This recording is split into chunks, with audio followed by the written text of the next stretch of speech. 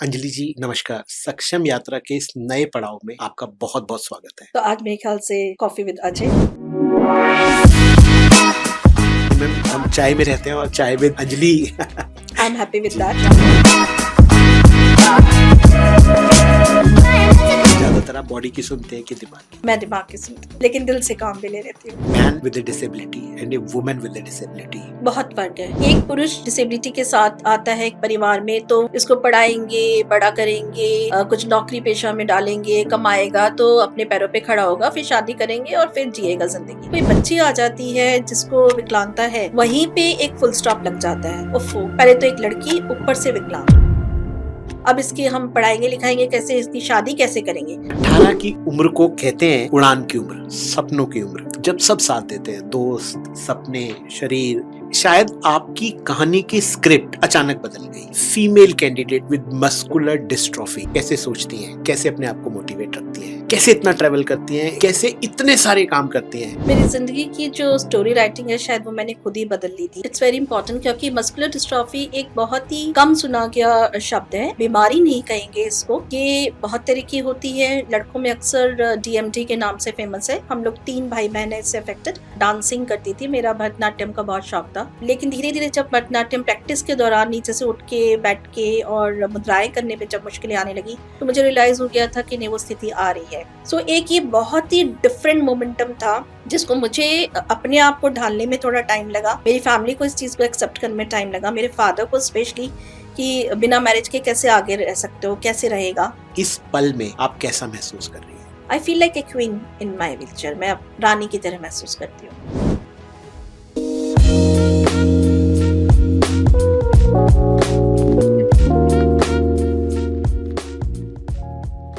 अंजलि जी नमस्कार। सक्षम यात्रा के इस नए पड़ाव में आपका बहुत बहुत स्वागत है। धन्यवाद।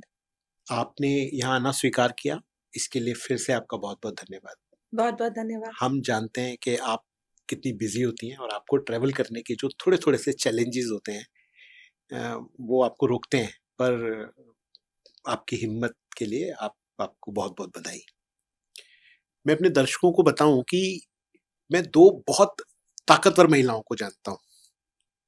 एक मेरी माँ, क्योंकि मेरे आने पर बहुत लोगों ने उन्हें कहा कि कैसे आप इस बच्चे के साथ कोप अप करेंगे जिसे पोलियो है, कितनी देर तक, कितने सालों तक, किस वजन तक आप इसको गोदी में पीठ पर उठाकर लेके चलेंगे।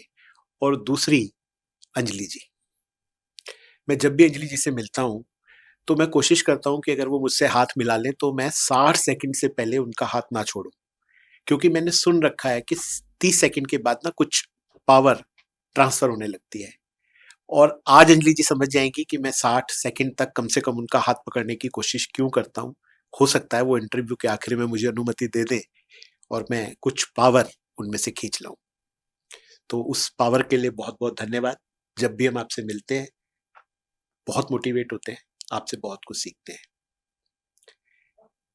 A female candidate with muscular dystrophy कैसे सोचती हैं, कैसे अपने आप को मोटिवेट रखती हैं, कैसे इतना ट्रैवल करती हैं, कैसे इतने सारे काम करती हैं, ये हम आज के पॉडकास्ट में समझने की कोशिश करेंगे। आज के पॉडकास्ट को समझने के लिए हमें परत दर परत जाना होगा। अगर हमने किसी भी परत पर काम नहीं किया तो ये इस पॉडकास्ट के साथ नाइंसाफी होगी। हम अपने दर्शकों तक अगर वो खबर नहीं ला पाएंगे, अगर वो जानकारी नहीं ला पाएंगे, तो आज का पॉडकास्ट अधूरा रह जाएगा। आपका बहुत बहुत स्वागत। आशा है हम आपसे आज बहुत कुछ सीखेंगे और हमारा ये पूरा ऑफिस और पूरा स्टूडियो आपसे बहुत सारी ताकत खींच लेगा। आने के लिए बहुत बहुत धन्यवाद। अंजलि जी, मैं अपने सवाल की तरफ बढ़ता हूँ। मेरा पहला सवाल है, आपकी जिंदगी के बड़े चैप्टर्स पर बात शुरू करने से पहले एक आसान सा सवाल, अभी इस पल में आप कैसा महसूस कर रही हैं? जैसा कि मैं हमेशा करती हूँ, टॉप ऑफ द वर्ल्ड। सो आज मेरे आने से आपके स्टूडियो की शोभा बढ़ी है, मैं ये सोच रही हूँ।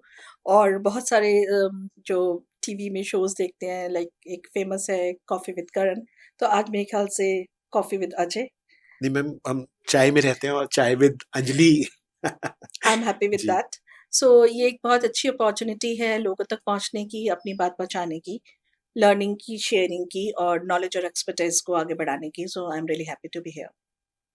मैं इसके अगले पड़ाव में अगले सवालों के जाल में जाने से पहले ऐसा कहना चाहता हूँ कि एक बार आप हमारे सुनने वालों को बताएं कि मस्कुलर डिस्ट्रॉफी क्या होती है। यस, इट्स वेरी इंपॉर्टेंट क्योंकि मस्कुलर डिस्ट्रॉफी एक बहुत ही कम सुना गया शब्द है और ये कोई बीमारी नहीं कहेंगे इसको। ये बहुत तरह की होती है, लड़कों में अक्सर डीएमडी के नाम से फेमस है, ड्यूशेन मस्कुलर डिस्ट्रॉफी, और छोटी उम्र में शुरू हो जाती है। जो मस्कुलर डिस्ट्रॉफी जो मुझे है वो है लिप गर्डल मस्कुलर डिस्ट्रॉफी, जिसमें जितने भी गर्डल्स हैं, जो जॉइंट्स हैं, वो इफेक्टेड हैं। और बचपन में ही थी पर टीन एज में ज़्यादा हो गई। हम लोग 3 भाई-बहन हैं इससे affected. But muscular dystrophy degeneration होता है मसल्स का, क्योंकि एक प्रोटीन जो होता है डिस्ट्रोफिन करके, वो मिसिंग होना हो जाता है शुरू। जैसे-जैसे प्रोग्रेशन होता है, एज बढ़ती है, उसमें हाथों का, पैरों का मुश्किल हो जाता है काम करना। वॉलंटरी मसल्स एक तरीके से अफेक्टेड हो जाती हैं, पर दिमाग पूरी तेज़ी से चलता है। तो एक तरह से ये समझ लीजिए कि जो बॉडी है वो मालगाड़ी और जो दिमाग है वो जेट एयर की तरह से चलता है। जी, तो इन दोनों के कॉम्बिनेशन को बिठाने में दिक्कत होती है मैम? बहुत दिक्कत होती है क्योंकि माइंड भागता है और बॉडी कहती है रुको, और उस तालमेल के वक़्त कई बार थोड़ा-सा फ्रस्ट्रेशन होता है क्योंकि दिमाग चाहता है वो सब अचीव करना जो सोचा होता है, जो हमारे सपने होते हैं, जो हमारी अभिलाषाएँ होती हैं, और बॉडी कहती है थम-थम के चलो, रुक-रुक के चलो, आसानी से लो, और फिर लगता है कि नहीं, बॉडी की मत सुनो, दिमाग की सुनो। ज़्यादातर आप बॉडी की सुनते हैं कि दिमाग की? मैं दिमाग की सुनती हूँ, लेकिन दिल से काम भी ले लेती हूँ। जी। इससे पहले कि हम कुछ मुश्किल शब्दों को इस इंटरव्यू का हिस्सा बनाएं, जैसे policy matter, disability rights, access audit, ये शब्द आपकी जिंदगी का हिस्सा बने बहुत बाद में। उससे पहले तो बस एक लाइफ थी। तो जरा उस दौर के बारे में बताइए कि छोटी अंजलि कैसी थी? आपका अपना वो छोटा सा संसार, वो कैसा था? छोटी अंजलि बहुत शरारती थी, बहुत नटखट थी और बहुत शैतान थी, क्योंकि मैं हमारी फैमिली में हम लोग 4 सिस्टर्स और 1 ब्रदर, और सारी सिस्टर्स में मैं सबसे छोटी थी, भाई को भी ओवरपावर करती थी और बहुत डोमिनेट करती थी, पापा की लाडली थी और मम्मी की थोड़ी डाँट खाती थी, लेकिन मम्मी बहुत कुछ सिखाती थी। जब मस्कुलर डिस्ट्रॉफी की शुरुआत हुई उस समय मैं डांसिंग करती थी, मेरा भरतनाट्यम का बहुत शौक था और मैं बड़े होके डांसर ही बनना चाहती थी, क्योंकि जब सोलो शोज़ देती थी, तो लगता था कि भरतनाट्यम से ऊपर कुछ नहीं है। लेकिन धीरे-धीरे जब भरतनाट्यम प्रैक्टिस के दौरान नीचे से उठ के, बैठ के और मुद्राएँ करने में जब मुश्किलें आने लगीं, तो जब मेरी गुरु ने मुझे बोला कि अंजलि तुम्हें कुछ मुश्किल हो रही है, और मैंने रियलाइज़ करा क्योंकि मेरी सिस्टर को भी ये था मस्कुलर डिस्ट्रॉफी, और उनकी मैंने प्रोग्रेशन देखा था कि उनका चलना, नीचे से बैठ के उठना स्क्वेटिंग पोज़ीशन पे या भारी चीज़ें उठाना मुश्किल हो रहा था। तो मुझे रियलाइज़ हो गया था कि नहीं, वो स्थिति आ रही है। उस समय सिर्फ़ एक ही चीज़ दिमाग में थी, एक जुनून था कि इकोनॉमिकली एम्पावर होना है और किसी से कुछ लेना नहीं है, सबको देना है। क्या करना है, कैसे करना है, कोई स्ट्रैटेजी, कोई मिशन नहीं था। बस दिमाग में ये था कि इकोनॉमिकली इतना एम्पावर हो जाओ कि खुद को भी देख पाओ और अपना फैमिली को, अपने परिवार को भी चला पाओ। यहाँ पे जो मैम ने बात कही है, अंजलि जी ने, इकोनॉमिकल एस्पेक्ट पे आपको एटलीस्ट अपने आप को सेल्फ सफाइज करना है, और अगर आप समाज के लिए या देश के लिए कुछ कर पाएँ तो वो और भी बड़ी बात हो जाती है। हम आम तौर पे ऐसा नहीं सोच पाते हैं। जब भी हम इस तरह की किसी सिचुएशन के साथ एनकाउंटर करते हैं, तो हम सिम्पैथेटिक हो जाते हैं, और हमारी वो सिम्पैथी ना केवल उस व्यक्ति को आगे बढ़ने से रोक रही होती है, बल्कि उस पूरे परिवार को आगे बढ़ने से रोक रही होती है। हम उसके दिमाग में उन बेड़ियों को, उन जंजीरों को डाल देते हैं जो एक्चुअल में है ही नहीं। अंजलि जी ने इसको बहुत अच्छे से ओवर पावर किया है, बहुत अच्छे से ओवरकम किया है। आने वाले कुछ देर में हम जानेंगे कि किस तरह से अंजलि जी ने अपनी इस इकोनॉमिक स्ट्रेंथ को लगातार बनाए रखा, और उनके इस पूरे कैरियर की अगर मैं बोलूँ तो ये बहुत खूबसूरत बात है कि उनकी जो फाइनेंशियल, मैं भी कभी-कभी मैम से उधार लेकर आ जाता हूँ। 18 की उम्र को कहते हैं उड़ान की उम्र, सपनों की उम्र। जब सब साथ देते हैं, दोस्त, सपने, शरीर, लेकिन जैसे शायद आपकी कहानी की स्क्रिप्ट अचानक बदल गई, तो उस क्या हमें उस कुछ देर के लिए उस पल में ले जा सकते हैं जब वो स्क्रिप्ट बदल रही थी और आप उसका हिस्सा थी, अब एक अचानक से नई स्क्रिप्ट आ जाती है, जिस पे बाकी की सारी लाइफ की फ़िल्म लिखी जाने वाली है और चलने वाली है। तो क्या उससे कोई एनकाउंटर हमारा भी हो सकता है?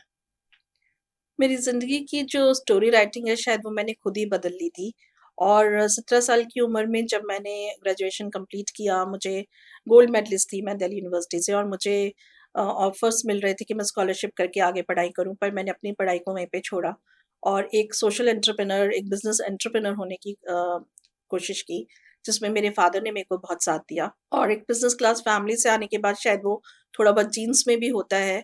तो वो एक जो पड़ाव रहा था कि 18 साल की उम्र में मैंने बुटीक शुरू किया, हैंडलूम और हैंडीक्राफ्ट्स के ऊपर काम किया, और खुद अकेली मैं बहुत गाँवों में और ऐसी जगह पे जाती थी जहाँ आर्टिज़न्स होते थे, कारीगर होते थे, हैंडलूम के एक्सपर्ट्स होते थे, उनको अपने डिज़ाइन्स बनवा के देना कि नए तरीके से काम शुरू करना।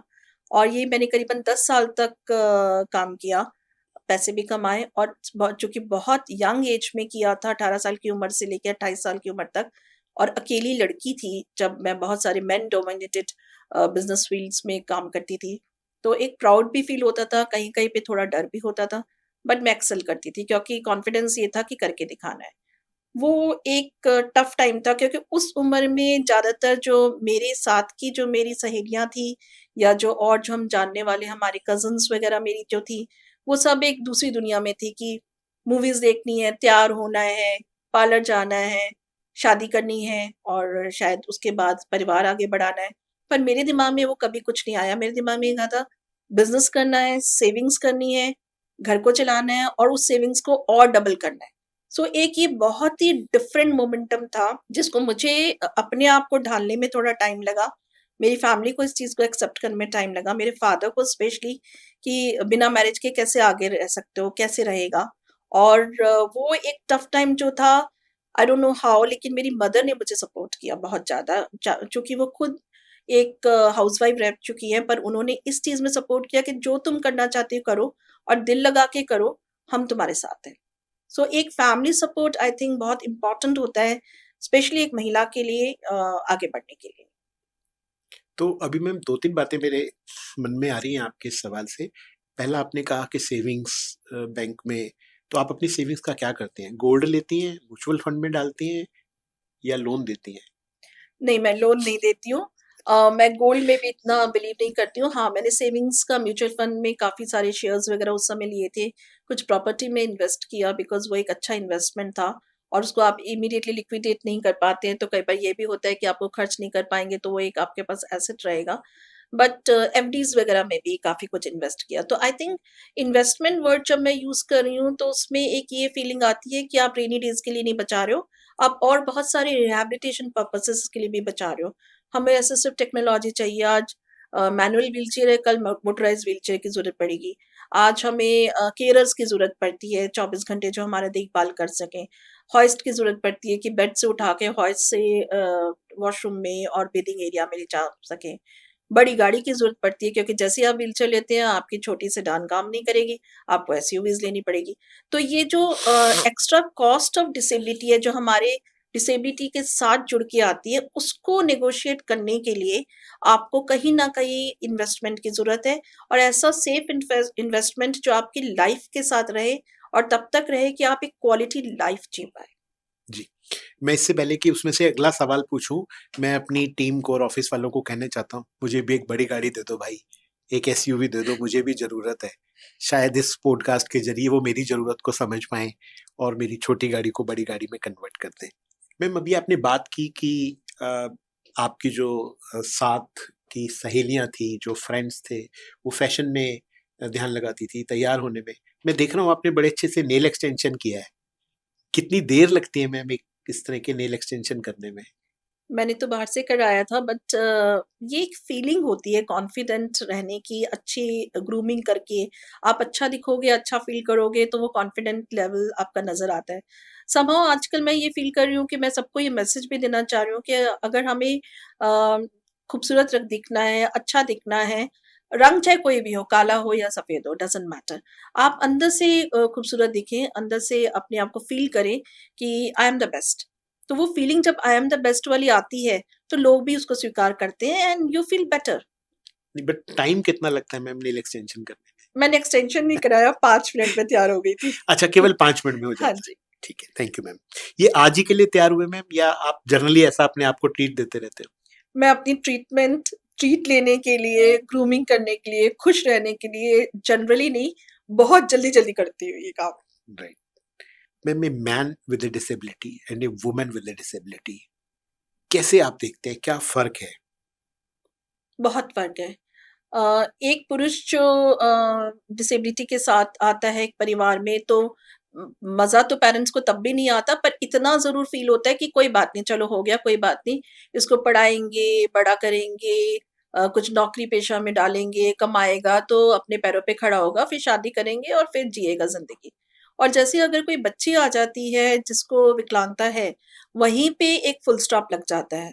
एक ऐसा माहौल हो जाता है जैसे शोक का माहौल कहते हैं, उफ़्फ़ो! क्या आफ़त हो गई। पहले तो एक लड़की, ऊपर से विकलांग। अब इसकी हम पढ़ाएँगे-लिखाएँगे कैसे, इसकी शादी कैसे करेंगे? तो जो बीच का जो दौर होता है कि जिसमें उसको बड़ा करना, उसको तैयार करना, उसको अपने लायक खुद पैरों पे खड़े होने जितना बनाना, वो तो गायब है। उसके ऊपर सिर्फ़ जो आती है, बात आती है इसकी शादी कैसे करेंगे? मतलब निपटाने वाली बात। और ये जो फीलिंग है ये पूरे देश में ही नहीं हमारे बल्कि पूरे विश्व में है कि गर्ल विद डिसेबिलिटी और अ वुमन विद डिसेबिलिटी एक बोझ समझी जाती है और बहुत मार्जिनलाइजेशन है, बहुत डिस्क्रिमिनेशन है, मल्टीपल अब्यूज़, वायलेंस के बहुत सारे फैक्टर्स हैं जो girl with disability and women with disability को फेस करने पड़ते हैं। और शायद हमारा सोशल सिक्योरिटी सिस्टम और हमारा सपोर्ट सिस्टम, चाहे फैमिली का हो, चाहे कम्युनिटी का हो, चाहे गवर्नमेंटल लेवल पे हो, वो अभी इस चीज़ को नज़रअंदाज कर रहा है। और इसमें मैं एक चीज़ और जोड़ना चाहूँगी कि जो एजिंग फैक्टर है, जब बच्ची है, फिर महिला बनी और उसके बाद जो एज रिलेटेड जो डिसेबिलिटीज़ आती हैं, चाहे वो जी। सुनने में हो, दिखने में हो, चलने में हो, वो ज़्यादा एग्रीवेट करती हैं। और उस एजिंग प्रोसेस के बारे में भी वुमेन विद डिसेबिलिटी को लेके अभी तक कोई कार्रवाई या कोई पॉलिसी नहीं बनी है। मैम, हम एक बार आपसे ही जानना चाहेंगे कि अभी की जो अंजलि हैं, वो क्या-क्या करते हैं? मैं बहुत कुछ करती हूँ।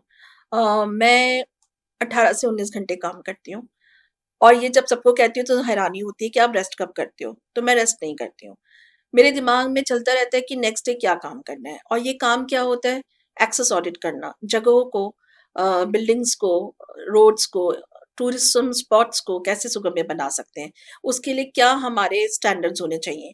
मैं बहुत सारी ऑर्गनाइज़ेशंस के साथ जुड़ी हुई हूँ, जहाँ मैं बिल्ट एनवायरनमेंट पे, ट्रांसपोर्ट एनवायरनमेंट पे स्टैंडर्ड्स बना रही हूँ कंट्री के लिए, जो कि नेशनल स्टैंडर्ड्स बन गए हैं। उसके अलावा हम पॉलिसीज़ में चेंज लाते हैं। ये कोशिश करती हूँ अपने ऑर्गनाइज़ेशन समर्थन के थ्रू कि हम हर जगह disability inclusive parameters and strategies को डालें। और तीसरा पॉइंट है कि एक फ्यूचर, एक क्वालिटी लाइफ, एक मेंटल वेल-बीइंग, एक फिज़िकल वेल-बीइंग के ऊपर ध्यान दिया जाए, जहाँ पर मेनस्ट्रीम हो सके पर्सन्स विद डिसेबिलिटीज़ की, चाहे वो हेल्थ है, एजुकेशन है, चाहे पॉलिटिकल, सोशल, कल्चरल मेनस्ट्रीमिंग है, स्पोर्ट्स है और कुछ भी टेक्निकल। जैसे हम बहुत बार बात करते हैं कि हम स्कूलिंग की बात करते हैं तो प्राइमरी स्कूल तक बच्चों को एक्सेसिबल और सुगम्य वातावरण में, तो टेक्निकली अगर हम देखेंगे तो हायर एजुकेशन क्यों नहीं, टर्शियरी एजुकेशन क्यों नहीं, आईआईटीज़, आईएम्स को क्यों नहीं सुगम्य बनाएँ कि हर बच्ची और हर लड़का वहाँ तक पहुँच पाए। तो ये सारी चीज़ें मेरे दिमाग में चलती रहती हैं और अभी आपसे बात करते वक़्त भी मेरे को ये मैसेज देने का मन कर रहा है कि कहीं भी मत रोकिए। किसी भी चीज़ को ये मत सोचिए कि मुश्किल है। आप अगर चाहें तो पर्सन्स विद डिसेबिलिटीज़ सब कुछ कर सकते हैं। मैम, अभी हाल ही में आपने दिल्ली मेट्रो के साथ काफ़ी काम किया। उसके विषय में आप हमारे सुनने वालों को अगर थोड़ा-सा बताएँगी? दिल्ली मेट्रो शुरू हुई थी सन 2002 में और सन 2004 में हम एक ट्रेनिंग लेके आए थे यूनाइटेड नेशन से, जहाँ हमने बैंकॉक की मेट्रो को स्टडी किया था और वहाँ से जुनून आया कि क्यों ना हम दिल्ली मेट्रो को भी वहाँ की तरह सुगम्य बनाएं। सो सन 2004 में हम लोग दिल्ली मेट्रो रेल कॉर्पोरेशन के साथ जुड़े और चीफ आर्किटेक्ट के साथ हमने काम किया और दिल्ली मेट्रो के स्टैंडर्ड्स बनाए और तब से आज तक 2025 तक हम ये कोशिश कर रहे हैं कि दिल्ली मेट्रो जो एक लाइफलाइन बन चुकी है पर्सन्स विद डिसेबिलिटीज़ के लिए कम्यूट करने के लिए, आने-जाने के लिए, वो एडवाइज़र हैं बहुत सारी मेट्रोज़ के लिए पूरे देश में। तो वहाँ तक वो मैसेज पहुँचे कि हर मेट्रो सिस्टम जो हमारे देश में आता है, वो सुगम्य हो। फंडिंग अगर कर रहे हैं, अगर आप टेंडर कंडीशंस कर रहे हैं या अगर आप सम चीज़ें खरीद रहे हैं, कोई भी चीज़ अगर आप कर रहे हैं, उसमें एक्सेसिबिलिटी और डिसेबिलिटी इंक्लूजन रह ना जाए। तो टेंडर कंडीशन की जब मैं बात कर रही हूँ तो एक बहुत छोटा सा एग्जांपल दूँगी, लिफ्ट ले रहे हैं। हम सोचते हैं लिफ्ट ले ली तो सुगम्य बन गया, पर लिफ्ट में अगर ऑडियो अनाउंसमेंट है, ब्रेल है और उसके अंदर इमरजेंसी में आने वाली जो तकलीफें होती हैं, उस समय अगर हम कनेक्ट कर पा रहे हैं, कम्युनिकेट कर पा रहे हैं, तब वो लिफ्ट एक्सेसिबल कहलाएगी। तो ये डिटेलिंग में जाके जो काम होता है वो दिल्ली मेट्रो ने किया है और हम लोग इनके साथ पार्टनरशिप बहुत सालों से कर रहे हैं और आगे भी जारी रखेंगे टू सी दैट एक ऐसा सिस्टम जो पूरी तरह से सुगम्य, सुरक्षित और बहुत अगर प्यारे शब्दों में कहूँ कि जैसे हम अपना सिस्टम कह पाएँ, वो बन पाए। अ, अंजलि मैम, आपको नहीं लगता कि अगर आप जैसे लोग पॉलिटिकल एक्सेस के ज़रिए संसद के गलियारों में पहुँचेंगे, जहाँ से आपकी आवाज़ ज़्यादा देश तक पहुँचेगी, पॉलिसीज़ तक पहुँचेगी, पॉलिसी मेकर्स तक पहुँचेगी, तो एक बड़ा बदलाव शायद हम देख पाएँगे? क्योंकि जो मैं पीछे देखता हूँ, अगर मैं आँकड़ों की बात करता हूँ, तो 2010 तक प्रोबेबली तो हमने ये आकलन ही नहीं किया कि हमारे देश में कितने दिव्यांगजन हैं, कितने पर्सन्स विद डिसेबिलिटी हैं। हमने उनको अपने सूचना का हिस्सा ही नहीं बनाया। फिर हमने कुछ 7-8 शायद या कुछ 10-8 पंचवर्षीय योजनाओं में इनको कंसिडर ही नहीं किया। मतलब हमारे बजट तो छोड़िए, उसके बारे में कोई बात ही नहीं की। जो भी हमने 2016 के बाद इस सारे सेक्टर में काम करने की कोशिश की और जो पैरामीटर जो अपने लिए प्लान्स बनाए, उसमें भी शायद हम केवल 10%, 15% तक अचीव कर पाए होंगे। तो मुझे लगता है कि किसी को तो हमारे में से ऊपर जाना पड़ेगा मैम। किसी को तो वहाँ जाके वो आवाज़ उठानी पड़ेगी, वो शोर मचाना पड़ेगा, वो बात समझानी पड़ेगी। तो क्या मैं गलत सोच रहा हूँ या मैं ठीक सोच रहा हूँ? मैं एक ठीक व्यक्ति से ये प्रार्थना कर रहा हूँ? अ, देखिए मैं बिल्कुल आपकी बात से सहमत हूँ कि एक पॉलिटिकल पार्टिसिपेशन बहुत चेंज लाता है। बट उसके साथ-साथ मैं ये भी कहना चाहूँगी कि पॉलिटिकल विल भी बहुत चेंज लाता है। तो अभी 8 मार्च को मैंने हम 6 महिलाएँ थी जो पूरे इंडिया से सिलेक्ट हुई थी, उनमें से एक मैं थी। मैंने प्राइम मिनिस्टर मिस्टर मोदी का पूरा सोशल मीडिया हैंडल किया था और अपनी वॉइसेज़ को, हमारी आवाज़ों को एम्प्लीफाई किया था कि हमें disability inclusive, specially women with disability inclusive हमें पूरा एनवायरनमेंट चाहिए, पॉलिसीज़ चाहिए, नीतियाँ चाहिए। तो कई बार आपकी प्रेज़ेंस सिर्फ़ वहाँ फ़िज़िकली प्रेज़ेंट होने पे नहीं होती है, आपकी प्रेज़ेंस तब भी होती है जब आप अपनी बात पहुँचा पाएँ। और मैं एग्री करती हूँ कि अगर हमारे आज पार्लियामेंट में, लोकसभा में, राज्यसभा में अगर लीडर्स ऐसे हैं जो विद डिसेबिलिटी हैं और वो डिसेबिलिटी समाज के लिए, हमारे मेनस्ट्रीमिंग के लिए, हमारे इंक्लूजन के लिए सोचते हैं, तो ये काम किया जा सकता है। बट एक और फीलिंग और है कि अगर हमें डिसीज़न मेकिंग पावर्स हैं, हम लोग लीडरशिप रोल्स में रहते हैं और जहाँ भी हमारे लिए कोई भी नीतियाँ बन रही हैं, उसमें हम प्रेज़ेंट रहें। जिसे हम कहते हैं नथिंग अबाउट अस विदाउट अस। तो आप हमारे लिए कुछ बना रहे हैं, हम वहाँ प्रेज़ेंट हैं, हम अपनी बात कह रहे हैं, डायलॉग है, कन्वर्सेशन है एंड सीइंग एंड हियरिंग है एंड देन इम्प्लीमेंटेशन है। उसके बाद एक लास्ट वर्ड आता है मॉनिटरिंग, कि जिसको हम देख भी पाएँ कि ठीक है, आपने बजट किया, आपने पॉलिसी बनाई, पॉलिसी नीचे तक पहुँची, लोगों ने उसका फ़ायदा उठाया। पर क्या वो मॉनिटरिंग मैकेनिज़्म है कि हर किसी तक पहुँची? क्या ये देख रहे हैं कि हम कि जो लास्ट पर्सन है हमारे पिरामिड में, जिसे हम कहते हैं जो सबसे ज़्यादा वल्नरेबल है, कास्ट को लेके, रिलिजन को लेके, डिसेबिलिटी को लेके और जेंडर को लेके। क्या हम उन सारी चीज़ों को कवर करते हुए उस तक अपनी सारी बेनिफिट्स पहुँचा पा रहे हैं, उस पॉलिसी का लाभ हो रहा है, तभी वो एनफोर्समेंट मॉनिटरिंग के साथ-साथ उस व्यक्ति को फ़ायदा होगा। सो आई थिंक एक मिला-जुला आपके पास top up and bottom down दोनों सारी चीज़ें होनी चाहिए कि ऊपर से भी बात आए और नीचे से भी आवाज़ उठे और उसको हम ब्रिज कर पाएँ गैप को। मैम, मैं थोड़ी-सी ना ट्रैवलिंग सिचुएशंस को लेकर आपकी राय जानना चाहता हूँ। जब आप एक पर्सनल कार से ट्रैवल करते हैं तो क्या चैलेंज होते हैं? जब आप पब्लिक ट्रांसपोर्ट बाय रोड करते हैं तो क्या चैलेंज होते हैं? जब आप रेलवे से ट्रैवल करते हैं तो क्या चैलेंज होते हैं? और जब आप बाय एयर ट्रैवल करते हैं तो क्या चैलेंज होते हैं? और यही चैलेंज जब आप इंटरनेशनल ट्रैवल करते हैं तो कैसे एम्प्लीफाई हो जाते हैं? इसके विषय में अगर आप हमें थोड़ा-सा बताएँगे। मेरे अपने कुछ एयरपोर्ट्स के अनुभव इतने खराब रहे हैं कि मुझे ट्रैवल करने से डर लगता है। I would love to travel. I like and love to be in more spaces of the country and but इतनी सारी प्रॉब्लम्स आती हैं, तो मैं टिप भी लेना चाहता हूँ अंजलि मैम से कि वो उसको कैसे मैनेज करती हैं, उससे पहले क्या खुद को तैयार करती हैं? उनके पास कोई ऐसी स्पेशल पासेस, पावर और वो है जो मुझे भी मिल जाएँ तो मैं इसको आसान कर लूँ? तो अंजलि मैम से ही इसको पूछते हैं। आपने सही क्वेश्चन सही व्यक्ति से पूछा है, क्योंकि मैं एक ट्रैवल बफ हूँ। बचपन से घूमने का बहुत शौक था और ये शायद मेरे पेरेंट्स के थ्रू मेरे अंदर आया है। मैं अभी तक 35 कंट्रीज़ ट्रैवल कर चुकी हूँ। इंडिया को मैं लद्दाख से कन्याकुमारी तक कवर कर चुकी हूँ। नॉर्थ ईस्ट के कुछ ये रीजन्स बचे हैं जहाँ मैं नहीं जा पाई, बट वो मेरे बकेट लिस्ट में है। कैसे करती हूँ? एक पूरा प्लानिंग होता है, एक प्रोजेक्ट होता है, जो आपको बहुत सारी चीज़ें करनी पड़ती हैं। पहले तो मैं बस सामान उठाती थी, टिकट्स बुक होते थे और चली जाती थी। अब मैं क्या करती हूँ, अब मैं पूरी रेकी करती हूँ, एक तरीके से पूरा एक रिसर्च करती हूँ कि रहने की व्यवस्था कहाँ पर एक्सेसिबल मुझे मिल रही है, hotel, budget hotel. 5 star hotels में मैं बिलीव नहीं करती, क्योंकि पैसा जब ज़्यादा खर्च करते हो, तो घूमने का, शॉपिंग करने का वो कर्टेल करना पड़ता है। तो as a woman with some you know happiness on shopping and on moving around, मैं ये करती हूँ कि बजट होटल में ठहरे। पर्सनल गाड़ी से ट्रैवल करना आप बहुत रोड डिस्टेंस कम कर पाते हैं, क्योंकि थकान होती है। इंटरमीडिएटरी आपको कहीं पे टॉयलेट्स जाना है जो एक्सेसिबल नहीं है, तो वो मुश्किल आती है। तो कोशिश ये करते हैं कि हम बाय एयर फ्लाई करें। हैविंग सेड दैट, लेकिन बाय एयर के लिए भी पैसे चाहिए होते हैं। चाहे आप इंडिया में भी घूमते हैं तो टिकट्स बहुत महँगे होते हैं। तो आजकल एक नया आया है गूगल फ़िल्टर। तो गूगल में जाके आप अपनी डेट्स डाल दीजिए और उसको वहाँ पर छोड़ दीजिए कि आपको इस पर्टिकुलर डेस्टिनेशन पे जाना है। वो आपको फ़िल्टर करके जब भी सस्ती टिकट्स आएँगी आपको मिल जाएँगी। अकेले मैं कभी ट्रैवल नहीं करती, मेरे दोस्त या मेरा ऑफ़िस के कोलीग्स मेरे साथ होते हैं, क्योंकि मुझे बॉडीली लिफ्ट करके ट्रांसफ़र किया जाता है, तो ट्रेन्ड हैं वो लोग, वो उसमें मेरी मदद करते हैं। तो 2 या 3 लोग हम हमेशा साथ जाते हैं, तो वो एक एक्स्ट्रा कॉस्ट ऑफ डिसेबिलिटी है जो मुझे बेयर करनी होती है। छोटी गाड़ी में काम नहीं चलता है, जैसा मैंने बताया कि सेडान नहीं चलती, एसयूवी चाहिए होती है।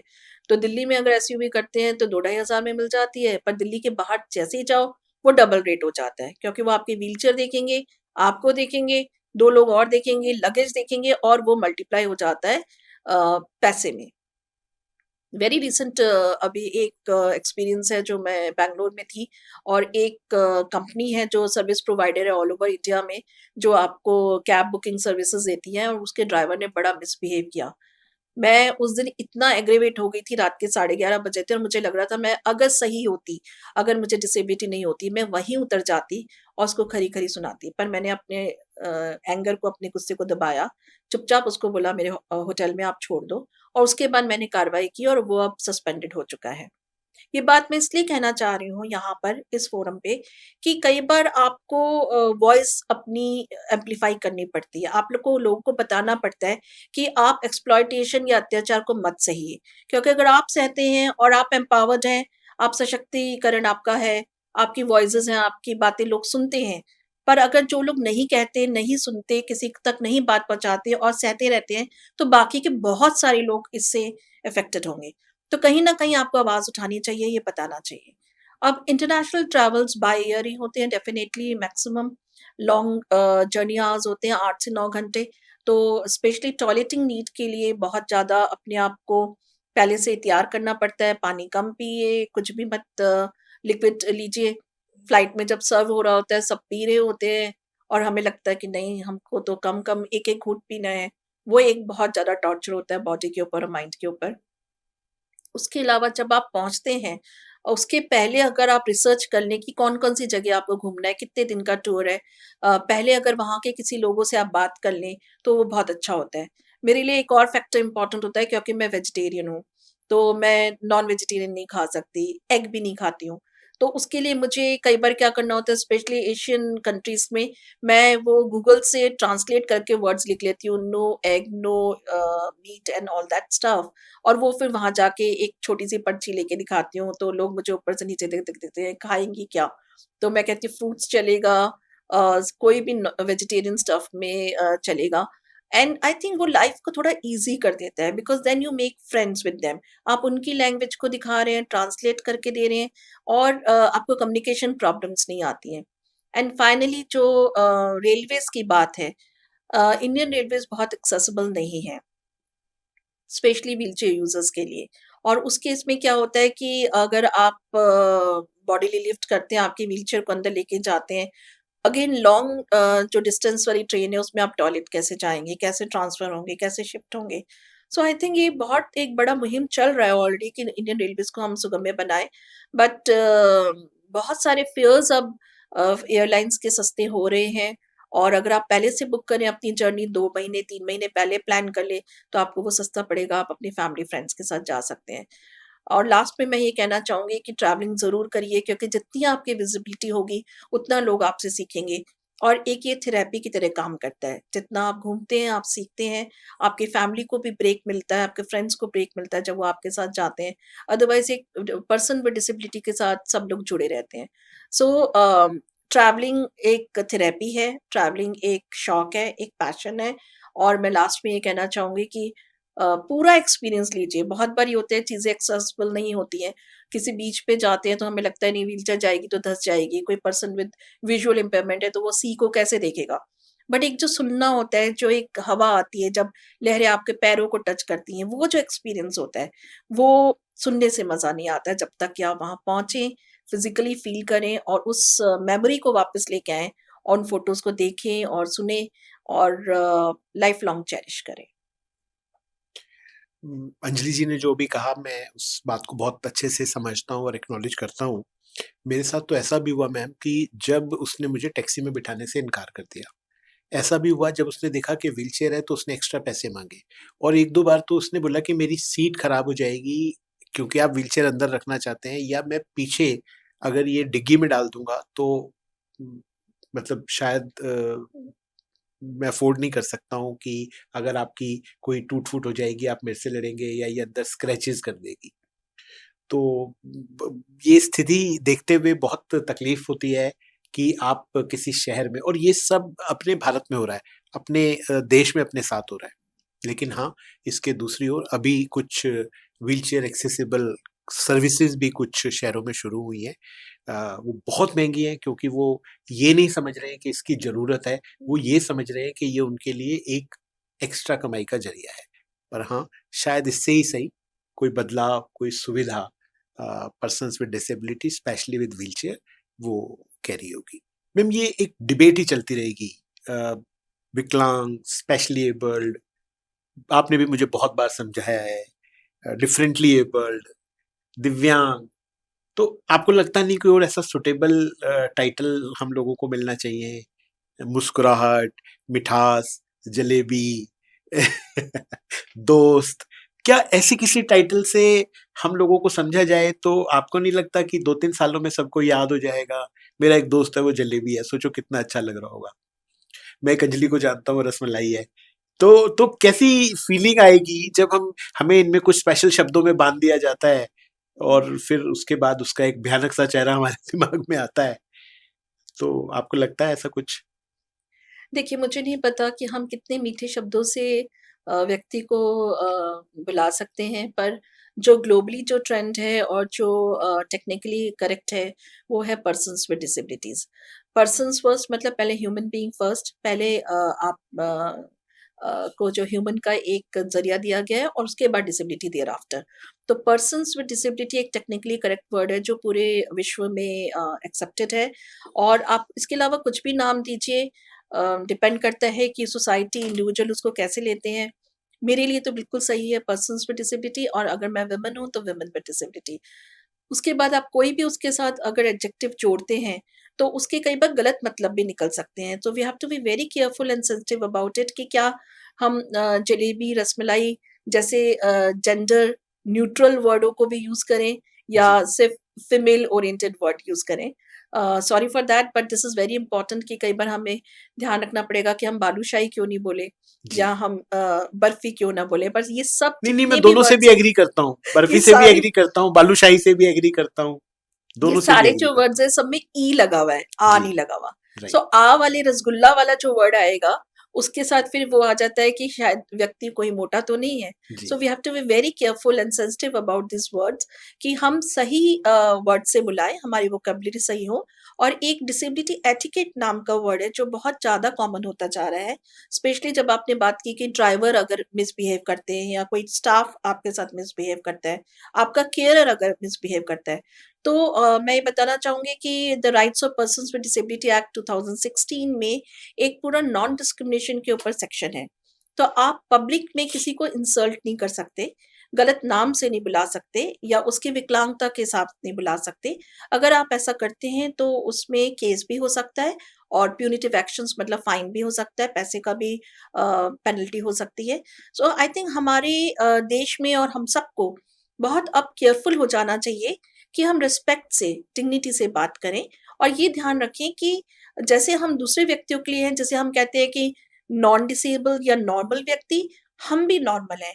सिर्फ अलग क्या है, वो चलते हैं, मैं व्हीलचेयर में जाती हूँ, वो देखते हैं, मैं आँख बंद करके देखती हूँ, अगर वो सुनते हैं, तो मैं सुन सकती हूँ, मेरे पास दूसरी असिस्टिव टेक्नोलॉजी है जिससे मैं सुन सकती हूँ। तो अलग क्या है? सिर्फ मन में विचार कि वो दिखने में अलग है, पर सोच बदलनी है, नज़रिया बदलना है और नज़र चाहे कुछ भी हो, फ़र्क नहीं पड़ता। आप फ़िल्में देखती हैं मैम? भर-भर के। आपके पसंदीदा एक्टर और एक्ट्रेस कौन है? एक्टर आमिर खान ऑलवेज़ और एक्ट्रेस मेरी चेंज होती रहती हैं, कभी कोई, कभी कोई। I am not very sure कि अभी कोई रिसेंट मेरे दिमाग में ऐसे जिसे मैं फ़ेवरेट कहूँ, but actor always Aamir Khan. Yes. मुझे भी ऐसे ही कहना पड़ता है अपनी वाइफ़ के डर से कि एक्ट्रेसेस तो मैं ज़्यादा ध्यान नहीं देता। तो फिर मैम आमिर जी से तो आपकी सीधी बात है, आप उन्हें क्यों नहीं कहते कि वो कुछ और फ़िल्में साल में करें? क्यों हर 4 साल में एक फ़िल्म आती है, हम उन्हें मिस करते हैं इतने बड़े कलाकार को देखने के लिए? सो time is value and value can only be achieved जब आप उसमें अपना तन, मन, धन और अपना दिमाग लगाते हैं। तो 4 साल में अगर कोई एक अच्छी फ़िल्म आ जाए जैसे सितारों ज़मीं पे, तो the weight is worth enough. और जल्दी-जल्दी बहुत सारी फ़िल्म आए लेकिन किसी में मैसेज नहीं है, किसी में स्क्रिप्ट अच्छी नहीं है, किसी में वो मज़ा नहीं है कि आप खुल के हँस भी पाएँ, तो ऐसी फ़िल्मों का क्या फ़ायदा? बिल्कुल, तो इसे हार्डकोर फैन कहते हैं, जो आमिर जी के नहीं होते हुए भी यहाँ पे आमिर जी को कवर कर रही हैं, कि भले आप 4 साल में आएँ लेकिन एक अच्छी फ़िल्म के साथ आएँ। सितारे ज़मीं पर सच में एक बेहद शानदार फ़िल्म है। कुछ बैकलैशेस को लेकर फ़िल्म अलग तरह से मोड़ ले गई, वो एक अलग बात है। लेकिन हमारे सिनेमा के बड़े कलाकार लाइक आमिर जी और ये इस तरह का सिनेमा जब करते हैं तो सच में मन में खुशी होती है और लगता है कि हमारा सिनेमा एटलीस्ट राइट ट्रैक पे है। लेकिन अगर अभी तक की सिनेमा की हम अपनी जर्नी को देखें हुँ। तो गायक या भिखारी या क्यों नहीं हमें डॉक्टर दिखाया जाता, क्यों नहीं हमें एक सक्सेसफुल बिजनेसमैन दिखाया जाता, क्यों नहीं हमें वो समाज के कुछ निर्णायक रोल में नहीं दिखाया जाता? इस पे कोई टेक आपका है मैम? बिल्कुल, I think media is very powerful. अगर मीडिया चाहे, चाहे वो फ़िल्म्स के ज़रिए हो, चाहे वो एड्स के ज़रिए हो या अगर वेब सीरीज़ आती हैं, उसमें एक बहुत अच्छा रोल प्ले करता है मीडिया ये मैसेज देने को कि अवेयरनेस और सेंसिटाइज़ कैसे किया जाए कि जिससे लोग एक्सेप्टेंस वाली भावना, एम्पैथी वाली भावना से देखें। तो मीडिया का मिक्स रोल रहा है, कभी अच्छा भी, कभी बुरा भी। But I think now is the time to understand कि हमें उस भावनाओं को उन रोल्स को चेंज करना है, तो रोल मॉडल हमेशा नहीं चाहिए हमें, बट एक आम ज़िंदगी के अगर सीन्स में हम ऐसे कैरेक्टर को डालें जो पर्सन विद डिसेबिलिटी हो, वुमेन विद डिसेबिलिटी हो, जो एक्सेल कर रहा हो, सक्सीड हो रहा हो और दूसरों को भी साथ लेके चल रहा हो, तो ऐसे भी सिंपल तरीके से हम अपने मैसेजेस को पहुँचा सकते हैं पूरे कम्युनिटीज़ में और सोशल एनवायरनमेंट में। मैं अपने दर्शकों को बताऊँ कि अंजलि जी बिल्कुल कोई आम इंसान नहीं है। उनके पास नेशनल अवार्ड है, उनके पास इंटरनेशनल कंसल्टिंग के प्रोजेक्ट हैं, उनके पास देश को एक्सेस करने की बहुत सारी ज़िम्मेदारियाँ हैं। बहुत सारे ऐसे ग्रुप हैं जो जिनसे वो जुड़ी हुई हैं। बहुत सारे मेल और लोग उनके पास आते हैं और अपनी-अपनी प्रॉब्लम्स को, सॉल्यूशंस को लेके काम करते हैं। वो पॉलिसी मेकिंग को लेके सरकार के बहुत सारे डिपार्टमेंट के साथ काम करती हैं। मैम कोई ऐसा दिन जब जब आप बिल्कुल ऑर्डिनरी होती हैं, जब आपके पास कोई ख़ास काम नहीं होता, तो वो दिन आपको किस तरह से खुशी देता है? जब मैं घूमने जाती हूँ, ट्रैवलिंग पे होती हूँ और स्पेशली जब मैं शॉपिंग कर रही होती हूँ और मेरी शॉपिंग विंडो शॉपिंग होती है मैक्सिमम। उस समय लगता है कि आई एम द बेस्ट। अब मुझे कोई काम, कोई मेरी मेल्स, कोई मेरे व्हाट्सएप मैसेजेस तंग नहीं करे और मस्ती से घूमो-फिरो, स्ट्रीट फूड खाओ और लोगों को देखो, वहाँ का कल्चर देखो, वहाँ के जो रख-रखाव का तरीका है, जो उन्होंने पहने हुए हैं और जो वहाँ का हैंडीक्राफ्ट्स है, उसको देखो, उसमें बहुत मज़ा आता है। उस दिन मैं ऑर्डिनरी अंजलि होती हूँ। अभी-अभी ना मैम ने अपने आप को बचा लिया, मैं शॉपिंग की बात सुनकर ये कहने वाला था कि मैम अगली बार मेरे लिए भी कोई शॉपिंग कीजिएगा, पर मैम ने कहा कि वो सिर्फ़ विंडो शॉपिंग करती हैं। तो अगली बार मैम उस विंडो शॉपिंग में कुछ फ़ोटो खींच के आप मुझे भेजिएगा जो मेरे काम का होगा, शायद मैं वहाँ तक पहुँच पाऊँगा। Definitely it's a big yes and I promise कि जो मेरे छोटे-छोटे बैग्स में और जो छोटा-छोटा सामान होता है छुपा हुआ विंडो शॉपिंग के अलावा, उसमें बिल्कुल आपके अजय जी के लिए एक अच्छी-सी प्यारी-सी शर्ट होगी। अगर अगर मेरा कोई हिस्सा उसमें बन जाएगा, तो फिर मुझे बहुत अच्छा लगेगा मैम। शर्ट। जब दुनिया नहीं देख रही होती मैम, जब कोई ना मंच होता है, ना मीटिंग होती है, ना कोई मुहिम उठानी होती है, तो वो एक कप चाय और खामोश खिड़की के पास सुकून या एक ऐसा संगीत जिसकी किसी को उम्मीद नहीं होती, आप दोनों में से क्या चुनती हैं? मैं अपने से बात करती हूँ और मैं चाय का कप सुकून का नहीं, मेरे को ये लगता है कि मुझे कुछ चीज़ें ऐसी बात करनी होती हैं जो मैं किसी से नहीं कह पाती हूँ और उन बातों को करके उन्हीं से सॉल्यूशंस निकालना मेरे को अच्छा लगता है। लेकिन चाय का कप तब मुझे अच्छा लगता है जब बारिश हो रही हो और उस बारिश को देखते रहें, कोई तंग करने वाला ना हो, कोई म्यूज़िक नहीं हो, कोई वहाँ शोर ना हो, सिर्फ़ बारिश की आवाज़ हो, मैं हूँ और मेरे अपने जो ख़्याल दिमाग में चल रहे हों। सो वो पल होते हैं बहुत प्यारे। मुझे आपके किसी अंदर के व्यक्ति ने बताया कि आपके पास बहुत सारे पौधे हैं हुँ, और आपने उन पौधों के नाम भी रखे हुए हैं। हुँ। तो कुछ नाम हमें बताइए मैम, कौन-कौन से पौधे हैं और उनके नाम क्या रखे हैं आपने? कैसे बातें करते हैं आप उनसे? क्या जवाब देते हैं वो पौधे जब आप उनसे बात करती हैं? मुझे बहुत मज़ा आता है अपने पेड़ों के साथ। बहुत सारे लोग ऐसे कहते हैं कि हम पेट पेरेंट हैं, मैं कहती हूँ मैं प्लांट पेरेंट हूँ। क्योंकि ये छोटे-छोटे जो पेड़ होते हैं और जब वो कहीं से एक छोटी-सी बड निकल आती है, छोटे से कोई फुटाव आ जाता है, नई जर्मिनेशंस होती हैं, वो देख के लगता है कि ज़िंदगी है और ज़िंदगी मीनिंगफुल है। तो मेरे पास 350 से ज़्यादा वैराइटीज़ हैं और कोई बहुत बड़ा गार्डन नहीं है, मैंने सब पॉट्स में लगाए हैं। छोटे-छोटे एक हथेली जितने पॉट से लेके 16-18 इंच के भी पॉट्स हैं। उनमें खुदाई कराना, उसमें खाद डलवाना, नए पेड़ लगाना और मॉनसून्स में जब वो खिल के आते हैं तो और खुशी होती है, सर्दियों में थोड़ा मुरझा जाते हैं विंटर कंडीशंस में तो थोड़ा-सा दुःख होता है कि अब ये रिवाइव कैसे होंगे। So I think it's again a very good therapy कि जिसमें आप पेड़ों से बात करते हैं, उनको देखते हैं, उनको छूते हैं और वो रिएक्ट करते हैं। येस, वाक़ई में रिएक्ट करते हैं। आप कई बार किसी अपनी पत्ती को छू के देखिए जो निकल रही है नई-सी और वो अगले दिन आपको गुदगुदाती हुई, गुनगुनाती हुई मिलेगी और फिर लगता है कि हाँ, ये पेड़ जो मैंने लगाए थे, ये मेरे बच्चे हैं और मेरे साथ खेल रहे हैं। इतने बच्चों के नाम कैसे याद रख पाते हो मैम? इनके जो नेम्स जो आते हैं जैसे सिंगोनियम है, मनी प्लांट है, जो कॉमन नेम्स हैं, मैं उन्हीं नाम से रखती हूँ। लेकिन कुछ और छोटे-मोटे नाम हैं जो मैं शायद यहाँ नहीं बताऊँगी, चंगू-मंगू। जी। If your wheelchair had a name and a personality, what would it be called ma'am? मैं अपनी व्हीलचेयर का नाम ऑलरेडी रख चुकी हूँ, इसका नाम है नैनो, क्योंकि जब नैनो कार आई थी तो उसको देख के वो छोटी-सी प्यारी-सी मेंढक की तरह की एक कार थी, तो मैंने अपनी व्हीलचेयर का नाम नैनो रखा था। और ये मेरी साथी है, मेरी शैडो है, मेरी हमसफ़र है, हर समय मेरे साथ रहती है, दुःख में, सुख में। मुझे कभी नहीं लगता कि मैं व्हीलचेयर में बैठी हूँ, मुझे लगता है मैं अपनी नैनो में बैठी हूँ और कभी अगर उदास भी होती हूँ, तो मुझे लगता है कि नैनो मुझे दोनों तरफ से प्यार से पकड़ के मुझे अच्छी तरह कस्टमाइज़ वे में बिठाए हुए I feel like a queen in my wheelchair मैं अब रानी की तरह महसूस करती हूँ। अ, मैम इस अ, रानी को अ, किस तरह के सपने आते हैं?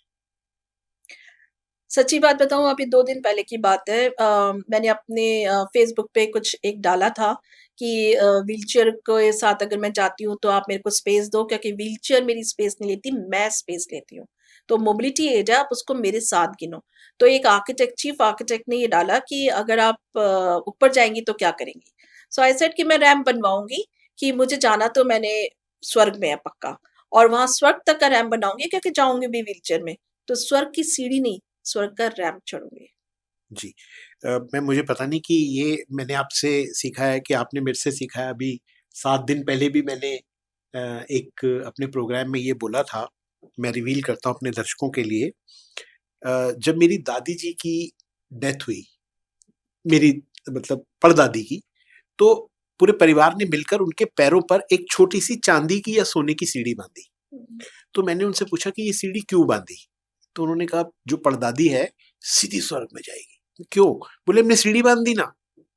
फिर इसी तरह कुछ और परिवार में जब बुजुर्गों की अंत समय आया, तो उनको सीढ़ी बाँधी गई।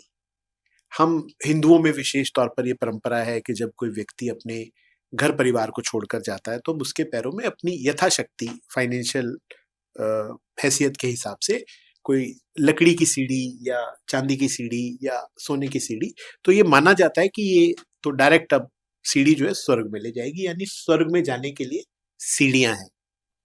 तो मैं बार-बार डरता हूँ, बोलता हूँ मेरा क्या होगा? मेरे बच्चे सीढ़ियाँ बाँध देंगे, इन्हें पता ही नहीं लगेगा। तो मैंने उस प्रोग्राम में ये बोला कि आप सीढ़ियाँ मत बाँधना, आप छोटा रैंप बाँधना, और अगर रैंप ना बाँध पाओ तो छोटी व्हीलचेयर बाँधना, ताकि हम सीधे स्वर्ग में पहुँच जाएँ। तो थैंक यू मैम, हम शायद बहुत सारे लोग एक जैसा सोचते हैं। बिल्कुल। हमें भी स्वर्ग में जाना है और स्वर्ग में जाने के लिए सीढ़ियाँ नहीं, रैंप लगेगा। तब तक हो सकता है मैम गॉड इज़ काइंड वहाँ पर भी रैंप बन गया हो। अगर नहीं बनेगा तो बना लेंगे, हम इसीलिए तो आए हैं यहाँ पर। Thank you ma'am. Regular school या स्पेशल स्कूल? Regular school. कभी भी स्पेशल सड़कें, स्पेशल बस, स्पेशल रेलगाड़ी, स्पेशल एयरप्लेन तो नहीं बनता ना। तो जब वो रेगुलर है तो स्कूल स्पेशल क्यों? मैम पता लगा बहुत सारी तरह के खाने खुद बना लेती हैं। तो छोले भटूरे या गट्टे की सब्जी? गट्टे की सब्जी। राजस्थानी हो, छोड़ नहीं सकती। समुद्र के बीच व्हीलचेयर पर बैठी अंजलि क्या सोचती है? 2 मिनट के लिए व्हीलचेयर नैनो साथ दे दे और मैं 2 मिनट के उतर के स्विम कर पाऊँ और वापस आ जाऊँगी, पक्का वादा है। तो इसमें आप किसको कह रहे हो? समुद्र को कि व्हीलचेयर को? समुद्र को। आपके फ़ोन में आपकी अपनी तस्वीरें ज़्यादा होती हैं या जो इंफ्रा ऑडिट आप करती हैं वो तस्वीरें ज़्यादा होती हैं? दोनों होती हैं पर मैं अब रिप्लेस कर रही हूँ और एक्सेस ऑडिट को छोड़ के अपनी ज़्यादा डाल रही हूँ because I love my self. आपका फ़ेवरेट पेट क्या है मैम? डॉग और टॉर्टॉइस? दोनों। क्योंकि मैं जब छोटी थी तो मेरे पास एक रूबल नाम का एक बहुत छोटा-सा स्टार्टर टॉयज़ था, जो मेरे पेरेंट्स ने ज़ू में दे दिया था क्योंकि हम बच्चे उसको देखते नहीं थे और डॉग्स तो ऑलवेज़। पर अब मैं रख नहीं सकती क्योंकि मैं उसका सँभाल नहीं पाऊँगी, तो वो मेरे ड्रीम्स में हमेशा मेरे साथ रहते हैं। आपके ड्रीम्स कैसे होते हैं मैम? ब्लैक एंड व्हाइट कि colour? Colourful definitely black and white में विश्वास नहीं करते हम। अच्छा, लेकिन ये गड़बड़ है। मेरे को कभी आधे तो ब्लैक एंड व्हाइट आते हैं, आधे कलरफुल आते हैं। क्योंकि आपने अपने दिमाग को फ्रेगमेंट किया हुआ है ना, ज़िंदगी कलरफुल है, तो कलरफुल सोचेंगे तो कलरफुल ड्रीम्स आएँगे। अच्छा, तो मैं आज से कोशिश करता हूँ कि कलर आने अभी लगे। से। डफली अच्छा बजाती है मैम, या म्यूज़िक और डांस पे कैसे मतलब आप रिएक्ट करते हैं? मतलब आप डफली तो मैंने सुना है बहुत अच्छा बजाती थी और अभी भी कभी-कभी बजा लेती हैं। सो वुमेन रिलेटेड हमारे जितने भी प्रोग्राम्स होते हैं उसमें हम डफली लेके जाते हैं क्योंकि हम गाने भी गाते हैं और डफली भी बजाते हैं, कनेक्ट भी करते हैं। पर कोई भी म्यूज़िक का प्रोग्राम आए, कोई भी गाना चल रहा हो, तो पैर अपने आप थिरकने शुरू हो जाते हैं। तो कई बार मैं सोचती हूँ कि पैर थिरक रहे हैं तो क्या मस्कुलर डिस्ट्रॉफी है? पर मन कहता है मस्कुलर डिस्ट्रॉफी है, पर अंदर की जो डांसर है वो अभी ज़िंदा है। जी, हम अपने इस आज के सेशन में काफ़ी आगे आ गए हैं मैम। कोई ऐसा मैसेज जो आपको लगता है कि आप आज की युवा पीढ़ी को देना चाहते हो? युवा पीढ़ी को मैं यही कहूँगी कि आप हमारे फ्यूचर हैं। सो आप ये भूल जाएँ कि हम नहीं कर सकते। So give up on giving up. Continue करें इस जर्नी को, आगे बढ़ें। बहुत संघर्ष किया है हमारे जो लोग रहे हैं पीछे इस आज़ादी को लाने के लिए, इस देश को आगे बढ़ाने के लिए और जब हम आपके हाथों छोड़ के जाएँ, तो उस देश को पीछे ना आने दें, आगे बढ़ने दें।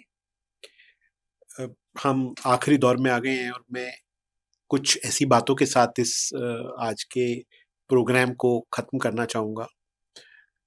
मैं ये बताना चाहूँगा कि अंजलि जी इस सारे विषय की एक एनसाइक्लोपीडिया हैं, वो एक डायरेक्टरी हैं, वो एक डिक्शनरी हैं। उनके पास आपको और हमें देने के लिए बहुत सारी जानकारी है।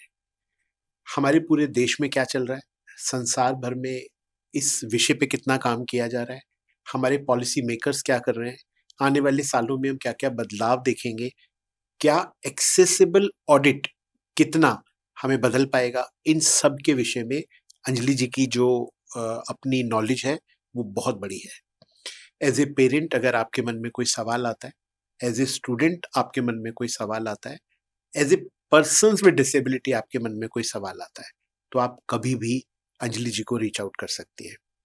अंजलि जी सभी सोशल मीडिया पर पाई जाती हैं, आप कभी भी अंजलि जी को संपर्क कर सकते हैं, वो हमेशा आपके सवालों को आपकी मदद के लिए अवेलेबल होती हैं। ऐसा मैं अपने पर्सनल अनुभव के आधार पर कह रहा हूँ। आपका साथ देने के लिए बहुत-बहुत शुक्रिया मैम। Thank you. थैंक मैं एक सिर्फ चीज़ कहना चाहूँगी, ये जो सक्षम यात्रा है, ये दिल से बहुत करीब है, क्योंकि यात्रा जैसे मैंने बताया मैं बहुत घूमना चाहती थी और अभी भी घूमती हूँ। सक्षम वर्ड ऐड करने से ये हो जाता है कि सबके लिए, चाहे वो बुज़ुर्ग हों, चाहे महिलाएँ हों, गर्भवती महिलाएँ हों, छोटे बच्चे हैं जिनके फैमिलीज़ में, या पर्सन्स विद डिसेबिलिटीज़ हैं।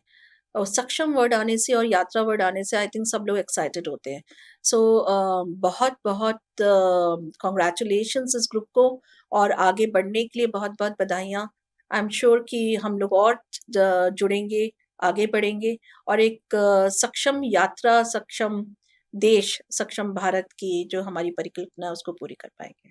Thank you ma'am. Thank you for being with us.